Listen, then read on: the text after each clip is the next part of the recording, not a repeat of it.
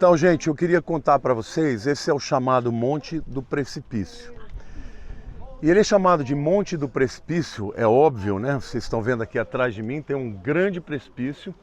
Esse vale atrás que vocês estão vendo é o Vale de Jezreel, também chamado de o Vale do Armagedon. Que a Bíblia fala que no final dos tempos, 200 milhões de soldados inimigos de Israel virão contra Israel e eles vão se juntar aqui, ó, nesse Vale do Armagedon, que cabe tudo isso e muito mais. Mas isso eu vou deixar para falar lá no Monte Carmelo, que é lá naquela cordilheira bem aqui à minha esquerda, né? Se vocês olharem para a minha esquerda, vai aquela cordilheira lá atrás é o Monte Carmelo, atrás dele nós temos o Mar Mediterrâneo, então para lá é oeste, tá? Bom, mas eu queria dizer para vocês o seguinte, essa é a cidade de Nazaré, é a cidade onde Jesus cresceu, ele nasceu em Belém, mas ele cresceu aqui em Nazaré. E quando ele começa o seu ministério, ele sai daqui e vai, como eu disse para vocês, pelo Vale de Jezreel até o Vale das Pombas, ele chega lá no Mar da Galileia. Mas ele esteve aqui, e aqui em Nazaré, ele, como de costume, ia para a sinagoga, participava, cultuava a Deus, e naquele dia algo aconteceu muito importante que eu quero ler para vocês. Tá, em Lucas capítulo 4, nós vamos ler o versículo 16 em diante, que diz assim, tá todo mundo me ouvindo, né? Sim. Indo para Nazaré, onde foi criado, entrou num sábado na sinagoga, segundo o seu costume. Ou seja, Jesus era um rabino, era um judeu praticante. Todos os sábados ele estava nas sinagogas. E levantou-se para ler. Então lhe deram o livro do profeta Isaías. Lembram-se que eu falei para vocês que a pessoa não lia o texto que ela queria? Naquele dia a leitura era de Isaías. E naquele dia convidaram Jesus para que fizesse a leitura. Então não foi aleatório, foi Deus que preparou para que assim fosse. E abrindo o livro achou o lugar onde estava escrito: o Espírito do Senhor Deus está sobre mim. Pelo que me ungiu para evangelizar os pobres, enviou-me para proclamar libertação aos cativos e restauração da vista aos cegos, para pôr em liberdade os oprimidos e apregoar o ano aceitável do Senhor. Tendo fechado o livro, devolveu ao assistente e sentou-se. E todos na sinagoga tinham os olhos fitos nele. Era comum que quando a pessoa lesse, ela comentasse aquilo que ela tinha lido. Então todo mundo olhou para ele para esperar o que ele tinha para dizer. Então passou a Jesus dizer-lhes: hoje se cumpriu a escritura que acabais de ouvir. Gente, essa escritura é uma escritura que está lá em Isaías capítulo 61. E é um texto, Isaías é considerado o profeta do Messias. Ninguém viu mais o Messias do que Isaías. E aqui é uma descrição clara de que quando o Messias viesse, ele ia fazer isso. Ele ia curar os cegos, ele ia curar os paralíticos, ele ia pregar o ano aceitável, o reino de Deus vindo sobre a terra. Então, quando ele leu tudo isso, hoje se cumpriu a escritura que acabais de ouvir, quer dizer, o Messias chegou, o Messias sou eu, o ano aceitável é agora. E naquele momento todos lhes davam testemunho e se maravilhavam das palavras de graça que lhes saíam dos lábios.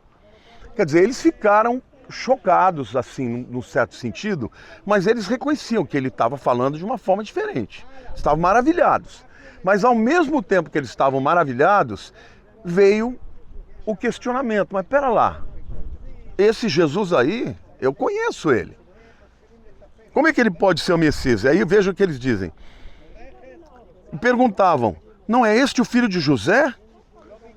Disse-lhe Jesus: sem dúvida, citar-me-eis este provérbio: médico, cura a ti mesmo. Tudo que ouvimos ter se dado em Cafarnaum, faze-o também aqui na tua terra. Jesus já está antecipando o que eles pensavam, está dizendo: olha, tudo que nós já ouvimos falar do Senhor ou de você, lá em Cafarnaum, faz aqui. Né? E aí eles continuam dizendo: E prosseguiu: de fato vos afirmo que nenhum profeta é bem recebido na sua própria terra. Ele disse assim: olha, eu estou dizendo que eu sou Messias, as minhas obras provam que eu sou, só que vocês não me aceitam porque eu sou daqui, né? Nenhum profeta é aceito na sua casa, ele pode ser aceito pelos outros, mas na sua casa não. E aí ele começa a dizer: na verdade vos digo que muitas viúvas havia em Israel no tempo de Elias, quando o céu se fechou, quando parou 3 anos e meio de chover. Tinha muitas viúvas, reinando grande fome em toda a terra, e nenhuma delas foi enviado Elias, senão a uma viúva de Sarepta em Sidom. Sidom fica no Líbano. Tinham 2 cidades importantes na Fenícia, que era Tiro e Sidom. O que ele está dizendo? Olha, quando Deus quis sustentar o profeta, vocês se lembram, né? Que Deus primeiro manda ele lá para o ribeiro de Sarepta, e lá os corvos davam comida para ele, e lá ele bebia água do ribeiro, o ribeiro secou. E aí o que Deus falou? Não vai para Israel, vai para Sidom, né? Vai para a Fenícia. E aí ele está dizendo: havia também muitos leprosos em Israel nos dias do profeta Eliseu, e nenhum deles foi purificado senão Naamã, o sírio. A história que o Israel contou para a gente ontem. Todos na sinagoga, ouvindo essas coisas, se encheram de ira. E levantando-se, expulsaram da cidade e o levaram até o cume do monte sobre o qual estava edificada, para de lá o precipitarem para baixo. Jesus, porém, passando por entre eles, retirou-se. Eles trouxeram Jesus aqui, gente, para jogar lá embaixo. Eles literalmente pegaram ele e falaram: vamos te jogar lá embaixo, porque você está falando heresia aqui. Agora, o que Jesus estava dizendo? Olha, eu sou Messias, eu estou dizendo para vocês que uma profecia de 700 anos se cumpre hoje. Eu sou este homem de quem Isaías falou, eu sou o Messias. Eu estou curando cegos, eu estou curando os enfermos, eu estou proclamando as boas novas. E o ano aceitável é esse. E vocês, porque eu sou daqui, porque eu sou daqui de vocês, vocês não me aceitam. Mas isso não é incomum. Porque no tempo em que Elias teve que ser sustentado por alguém, Deus mandou ele para outro país.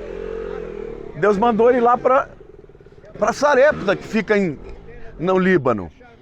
Na época não era Líbano, obviamente.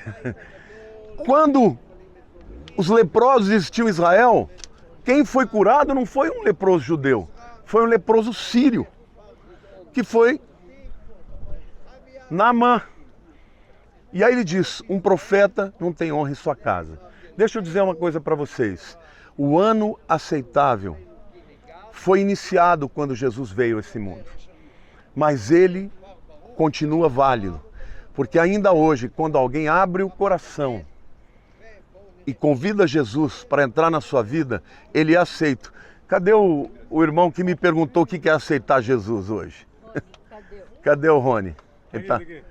O Rony veio e falou: me explica o que é aceitar Jesus. É isso, é o ano aceitável. É você crer que ele é o Messias, que ele veio por você, por mim, por todos nós. Todos nós aqui entramos no ano aceitável, porque nós reconhecemos quem ele era. E aí, nesse momento, a gente percebe que muitas vezes o que impede as pessoas de aceitarem a Deus são os preconceitos, né?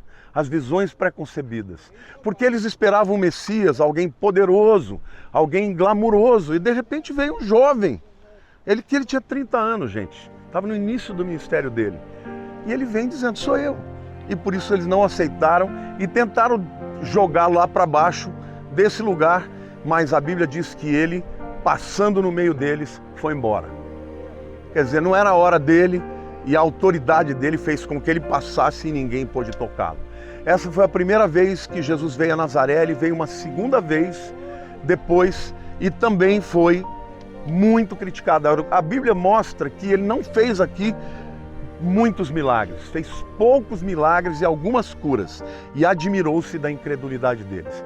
Assim como tudo é possível ao que crê, da mesma forma a incredulidade é o maior impedimento para que Deus possa fazer alguma coisa na sua vida. A única coisa que Deus não pode fazer na tua vida é te abençoar, te dar uma cura, abrir uma porta na sua vida, se você não crer. Porque a fé é o caminho da bênção, o caminho de agradar a Deus. Amém?